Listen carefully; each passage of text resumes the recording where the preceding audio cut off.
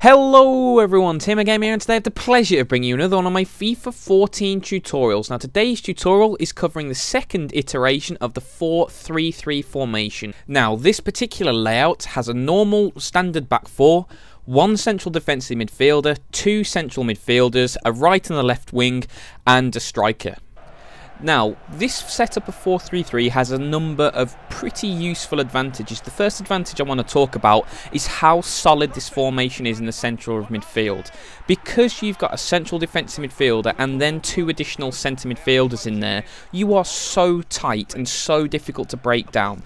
Most teams that you'll come up against will play a central attacking midfielder, and by playing this formation you will swamp that area of the field and really deny him any room.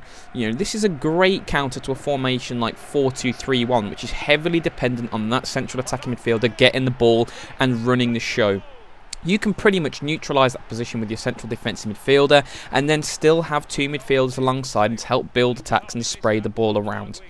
This midfield solidity is very, very useful for exploiting another of the great advantages this formation gives you, the use of wingers. You know, this formation has two very, very advanced wingers, and by utilising them effectively, you can bombard your opponent's box with a whole range of crosses and through balls and really get your attack moving up the field very, very quickly.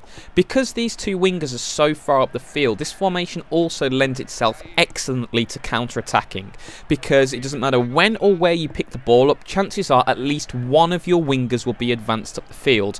And what normally happens is you're either up against a team with three at the back, so your wingers can exploit the width and drag those central defenders out of position, or you're up against a team with fullbacks, and most teams with fullbacks like them to get up the field. So one of your opponent's fullbacks will advance up the field, leaving a big space in behind for you to exploit, put the ball in behind, and then get a winger in behind your opponent's defence to put a cross in. So this formation really is very, very good at doing that. However, there are some inherent weaknesses with this formation, but the important thing to note is these are not crippling weaknesses. All you need to do is bear your formation in mind, just focus on what it's good at, and you'll have a lot of success. But the one thing that really does let this formation down is the lack of a central attacking midfield player, because what can often happen with 4-3-3 is that you have basically your striker and your two wingers so far up the field, and then a big gap, and then your central midfielders, because having that central attacking midfielder in, or a centre forward, is really useful at linking the play, providing support for the striker, and then spreading it to get crosses in if you have wide players. In this iteration of 4-3-3 with a central defensive midfielder and two normal midfielders, there is a big gap in that part of the field, and what happens quite a lot of the time is it results in your striker being isolated, because obviously you've got your two wingers who are very, very wide, then you've got your one striker in the middle, and then the next nearest person to him is a regular central midfielder. So that is a big gap. So in order to balance this weakness, you need a striker who can hold the ball up, who's either powerful or has got good dribbling so he can skip away and link the play, because you're relying on one of those midfielders to arrive to support the attack. And because, like I mentioned earlier in the video, your midfield is so tight and set up to being solid, it can often take a little bit of time for those midfielders to get there, so you do need to be aware of that. Also, because you don't have that central attacking midfielder there, if your opponent is playing very, very deep, it can sometimes be difficult to break him down with good passing, because once again, you're relying on midfielders who are set up in a slightly deeper role to bomb forward into space to stretch your opponent. So what this can often lead to is a reliance on crosses. Now, crossing is definitely the strength of this formation, but you need to be very, very careful that it doesn't just lead to a one-trick pony style of play.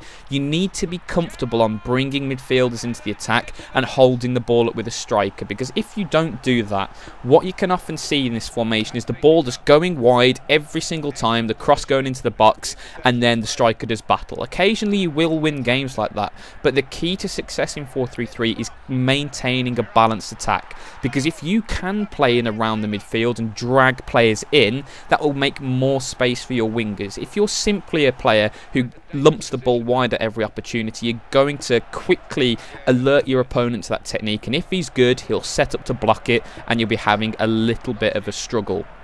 The other main weakness of this formation is, ironically, the flanks, and I'll explain this. Because you have 3 midfielders in the midfield, very, very tightly compact, and then you have 2 incredibly attacking wingers, what happens a lot of the time is you'll be left in a lot of one-on-one situations in your flanks. So your full-backs will be up against your opponent's winger in a one-on-one situation. Now, if you're comfortable at defending, or you bring a midfielder across to support, that isn't a problem.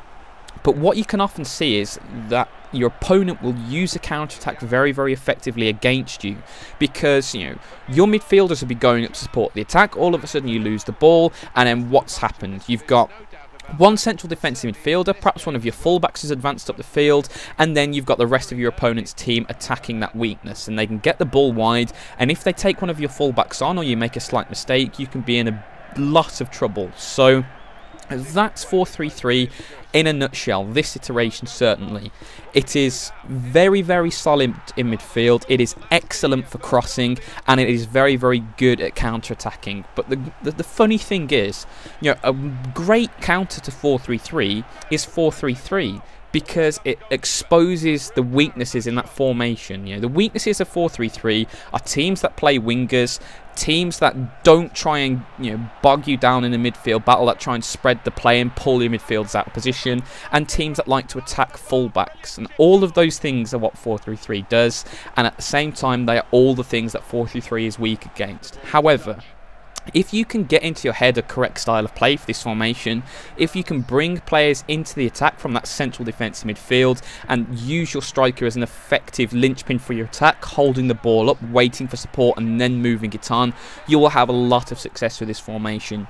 I have an unbelievably high win rate with this formation, and I find it so fun to play because it leads to a very direct, dynamic style with a lot of fast breaks and incisive passing to make it work. So it's a very fun formation to use as well. So guys, thank you so much for watching. I really hope you've enjoyed it, and I hope you try this version of 4-3-3 out, because used correctly it is a very, very good formation. So once again, thank you so much for watching, and as always, have a great day.